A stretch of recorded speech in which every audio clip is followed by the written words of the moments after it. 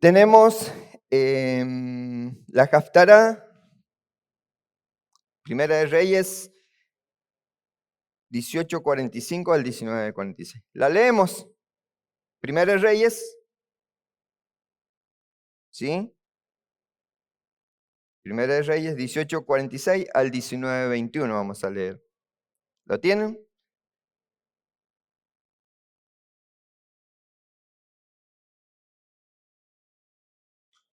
Dice así. La mano del Eterno estaba con Elías, dice en su escritura, ¿verdad? Se preparó y se fue corriendo adelante del rey Ahab hasta Israel. Entonces Ahab le contó a Isabel todo lo que hizo Eliyahu y todos los falsos profetas que exterminó a espada. Isabel mandó un enviado a Eliyahu diciéndole que eso mismo y más me hagan los dioses si mañana a esta hora no te hago lo mismo que tú le hiciste a ellos. Cuando vio, Eliyahu se levantó y se escapó para salvar su vida y llegó a Beerseba, que está en territorio de Judá, y dejó allí a sus asistentes. Entonces se internó en el desierto una distancia de un día de caminata. Allí fue y se sentó debajo de un enebro, que es un tipo de arbusto, y pidió para sí la muerte. Suficiente, suficiente, eterno, quítame la vida porque yo no soy mejor que mis ancestros.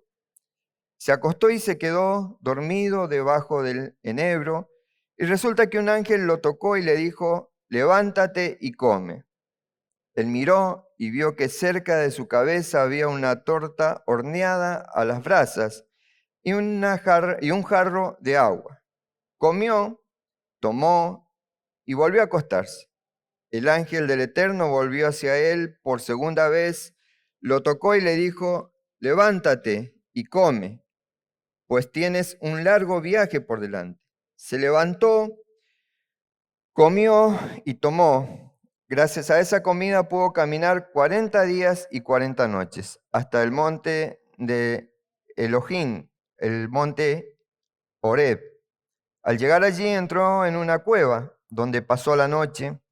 Resulta que se le reveló la palabra del Eterno que le dijo, ¿qué haces aquí, Eliyahu?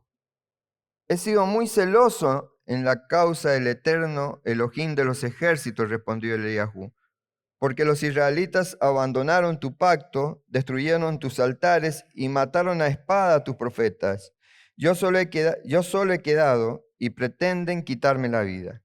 Entonces le dijo, sal de la cueva y párate en el monte ante el Eterno. Resulta que el Eterno iba pasando y un viento fuerte y poderoso que despedazaba la montaña y rompía la roca iba ante el Eterno. El Eterno no está en el viento. Y después del viento hubo un terremoto. El Eterno no estaba en el terremoto.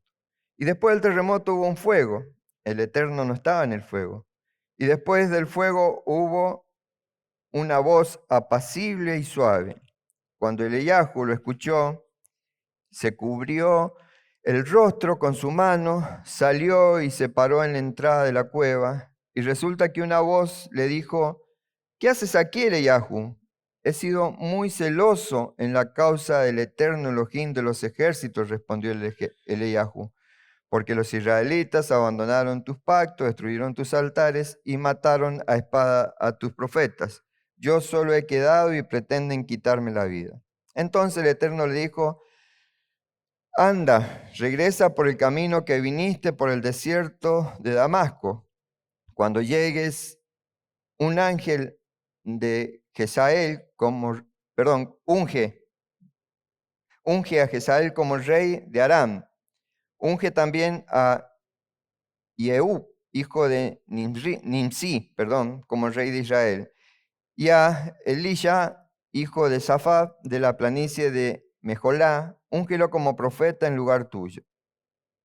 Todo el que escape de la espada de Hazael lo matará Yehú, y todo el que escape de la espada de Yehú lo matará Elisha. Dejaré con vida 7,000 israelitas, todas las rodillas que no prosternaron ante Baal, y todas las bocas que no lo besaron. Eliahu se fue de allí y encontró a Elisha, hijo de Shafat, que estaba arando. Delante de Elisha iba 12 yuntas de vacunos, y Elisha iba con la última yunta. Eliahu fue hacia él y le arrojó su manto. Entonces, abandonando él los vacunos, corrió tras Eliahu y le dijo: por favor, permite que bese a mi padre y a mi madre, y luego te seguiré. Anda, retorna, le dijo Eliahu, pues ¿qué te hice yo? Elisha volvió, tomó la yunta, lo sacrificó y cocinó la carne utilizando la madera del yugo y le dio de comer a la gente, y luego fue tras Eliahu para servirle. Amén. ¿Estamos bien hasta ahí? ¿Sí? Vemos a una persona que había hecho Eliahu anteriormente, antes de que relate este evento. ¿Alguien? ¿Qué? Tuvo un momento glorioso donde se exaltó al Señor en medio de los profetas de Baal y bueno, todos los idólatras. Los mandó a matar y bueno, una vez que asesinaron a todos los profetas, Bueno, imagínense ustedes una persona que agarra el cuchillo y se vaya contra contra dos nomás ponele. Tiene que ser muy fuerte para a dos degollarlo. Imagínense en esa cantidad. Aparte, eh, la fuerza. Y sin embargo, porque una mujer le dijo que lo iba a matar, se asustó. Una voz que se levantó en contra de él lo asustó. No sé si logran ver. A veces nosotros no vemos las maravillas que Dios ha hecho en nuestras vidas.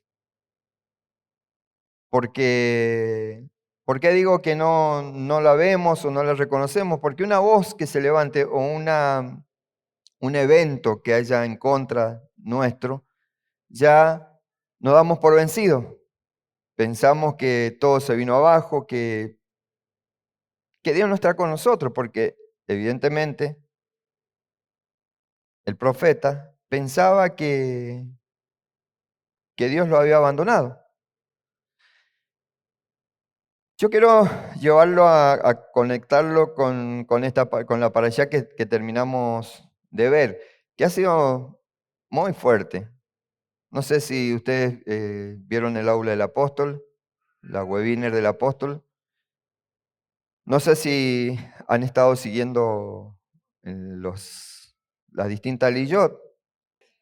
Saben que me detengo un poquito. Nosotros nos dejamos guiar por voces. Inclusive se dejan guiar por lo que yo enseño y ustedes no van al manual de instrucción. Y en uno que no sé qué es psicoanalista, psicólogo lo dijo, dice que nosotros, el ser humano, y más en esta era, en este tiempo moderno, nos dejamos llevar por voces en lugar de nosotros buscar la información. ¿O qué buscas en la mañana primero? El celular. ¿Para qué? Ah, no, pero es para ver qué temperatura hace, a ver si está lloviendo, a ver. Y lo primero que tenés que buscar en la mañana es ir al libro de instrucción para saber cómo va a transitar ese día. Cuenta así un relato, ese audio, dice que el ser humano hoy en día es como que con el GPS, tomamos el GPS, pones el GPS y vas escuchando esa vocecita que te va guiando y te va guiando. Y la seguís. Y, por ejemplo, no sé si es en Chubut, en donde, por esa zona del sur, dos turistas se metieron en la nada por dejarse guiar por el GPS, porque el GPS le marcaba que ese era el camino y terminaron en el medio de la nada, tuvieron que ser rescatados por los gendarmes. Y nosotros también somos iguales. Ahí en el relato dice que una familia iba siguiendo a la voz del GPS y lo metió en un lago. Y dice, tirar el GPS y agarrar el maldito mapa, dice el relato del audio. Yo no, o sea, sacaría esa parte, pero yo diría, tirar el GPS y agarrar la bendita instrucción de Dios. Deja de guiarte por lo que escuchás y empezá a guiarte por la instrucción de Dios. Estamos todos acostumbrados a que todos nos digan qué hacer y por dónde ir, ¿o no? Que si no apareció la porción de la lillada del día, no la ven porque nadie le dijo que tenía que estudiarla. Si no se le pone, nadie lo lee porque si no sé, el apóstol vino y nos enseñó de que los 3 momentos de oración, y si no te lo dicen, sabes que tenés que hacerlo, pero no lo haces. Pero siempre estamos esperando que alguien nos diga qué hacer, pero no Dios, sino otra persona que trabaje por mí, otra persona que haga mi tarea, mi comunión. La recompensa va a ser de esa persona, pero ¿y vos? Por eso yo los animo a que realmente empecemos. Si estás acá, evidentemente crees en el Dios eterno. Si no, no te chuparía el frío que te has chupado para venir acá. Si estás acá es porque crees en Él. Pero yo quiero que le creas a Él. Porque una cosa es creer en Dios y la otra es creerle a Dios. Y me decía, sí, ya lo sé. Santiago dice, los demonios creen en Dios y tiemblan. Pero lo sabemos acá, pero no lo ponemos en práctica. Créele a Dios. Si Dios lo dijo, Dios lo hará. Ustedes saben que si Dios lo dice, Él lo hará. Ustedes saben que Dios no es hombre para mentir, que Dios cumple sus promesas. ¿Y cuáles son las promesas de Dios para tu vida? Y no sé, porque el apóstol, el profeta no me profetizó nada de esta venida. Porque a veces parece que, vuelvo a decir, voz de hombre queremos escuchar. Pero no nos queremos encontrar con la voz de Dios. Acá tenés la voz de Dios. Todos los benditos días tenés palabra. Es más, estaba pensando otro método para decir, bueno, si no buscan, si no leen, al menos tal vez escuchen. Hasta eso se me ha ocurrido hacerlo porque, hermanos, yo no puedo seguir si ustedes no me empujan. Yo estoy para que ustedes me empujen. Yo voy delante de ustedes, sí, pero para que ustedes me tienen que ir empujando. ¿Qué quiere decir que ustedes me empujan? Que ustedes quieren más. Que ustedes vienen y me sorprenden con todo lo que aprendieron y decir, ¡wow! Me tenés que meterle pata porque si no, ¿cómo lo voy a seguir guiando? Nos vamos a quedar todos en un llano. Pero no, yo me obligo a llevarlos a más, pero ¿ustedes van a más?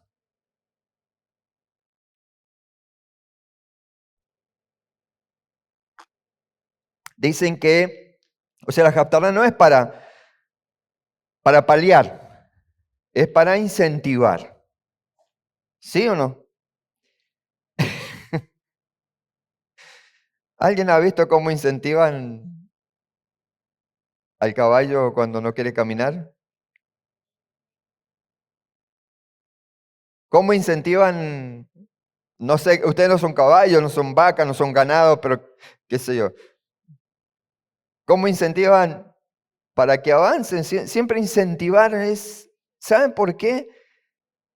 A veces hay que hablar la verdad tal cual está en la Escritura y no podemos ponerle manto de piedad, porque yo no puedo torcer la palabra de Dios. Yo quería hacer una breve conexión con la parashá Pinjá.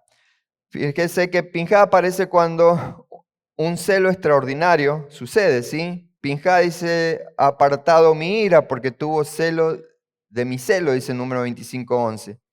Elías también dice 2 veces, he sentido un vivo celo por Yahvé, está en Primero de Reyes 19, 10 y 14. Ambos utilizan prácticamente el mismo lenguaje. Sin embargo, aquí aparece un contraste muy interesante. Pinjas recibe inmediatamente un pacto de paz, ¿sí? Lo que no dicen si no lo leyeron, vamos a nuevo. Pinjas dice que recibe inmediatamente un pacto de paz. ¿Ustedes qué opinan? ¿Sí? He aquí yo le doy mi pacto de paz, dice el número 25:12. Mientras que Elías, aunque también fue celoso, todavía necesitaba ser restaurado. Es decir, el celo correcto necesita terminar produciendo paz interior. O sea, evidentemente el profeta no tenía paz interior, por eso se escondió. ¿Sí? No basta tener pasión por Dios. No basta defender en sí la verdad. No basta combatir la idolatría. Si después de la batalla seguimos dominados por el miedo, entonces todavía Dios tiene una obra más profunda que hacer en nosotros. No basta tener pasión por Dios, no basta defender la verdad, no basta combatir la idolatría si después de la batalla seguimos dominados por el miedo, porque entonces todavía Dios tiene una obra profunda que hacer en nosotros. Y Dios tiene que seguir trabajando. Bendito es que no nos ha desechado, porque hoy podría alguno no haber levantado, no haber despertado. Pero Dios en su infinita misericordia dice, a este lo tengo para más. Vamos a tener, este lo voy a tener que trabajar más. A este lo voy a tener que trabajar en esta área, a este lo voy a tener que trabajar en esta otra área, porque así Dios trabaja con nosotros constantemente. El que diga que Dios no trabaja en nosotros, o que ya está, se considera algo ya terminado y el ego está pum para arriba. Porque todos, a la larga, hoy alguien escuchó la aula del apóstol, vio la aula del apóstol. Dígame de qué es, de qué se centró el aula de hoy. Hipocresía. Qué tremendo, ¿no? Hipocresía. Hermanos, el que diga que no es hipócrita es como el que dicen yo no peco. ¿Por qué todos somos hipócritas? Porque a mí me pueden hacer una sonrisa y por dentro me dicen, pero ¿qué le pasa a este tarado que se la cree? Que encima con el frío que me chupé para venir tengo que estar bancándome todo lo que me está diciendo. ¿Saben cómo Dios va a acelerar la obra en nosotros?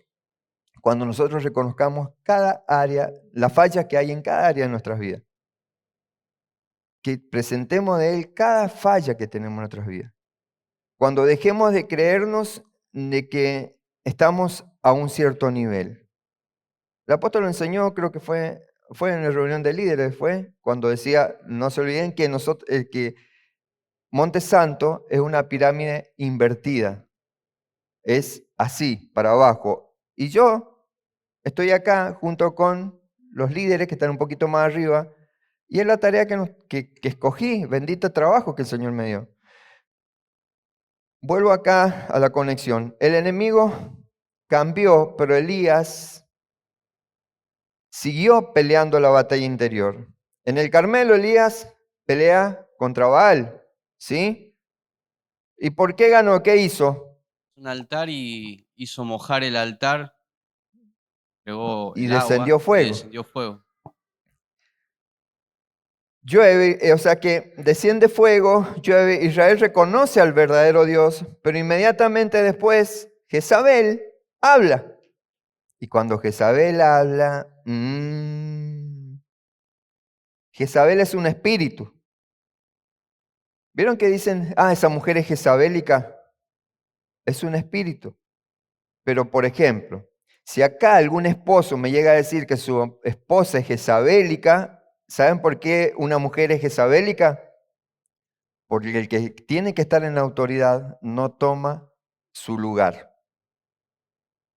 Así que si alguno de los maridos acá dice, mi esposa me mandonea, es jezabélica, perdón varón, es porque vos no has tomado tu lugar de gobierno. Continúo. Elías, cuando Jezabel habla y Elías cambia completamente de un victorioso, aquí aparece un derrotado y aquí aparece una enseñanza muy actual. Hay personas que vencieron grandes pecados, vencieron adicciones, vencieron problemas familiares, vencieron pruebas económicas, pero una sola voz, una crítica, una amenaza, un diagnóstico, una mala noticia puede derribarlos. ¿Por qué? Porque las batallas espirituales no terminan cuando cambia la circunstancia, terminan cuando cambia el corazón. Acá Pinhas vemos ese pacto de paz. La primera recompensa que Dios le da a Pinhas no es un cargo, no es una autoridad, no es un prestigio. Le da ese pacto de Shalom.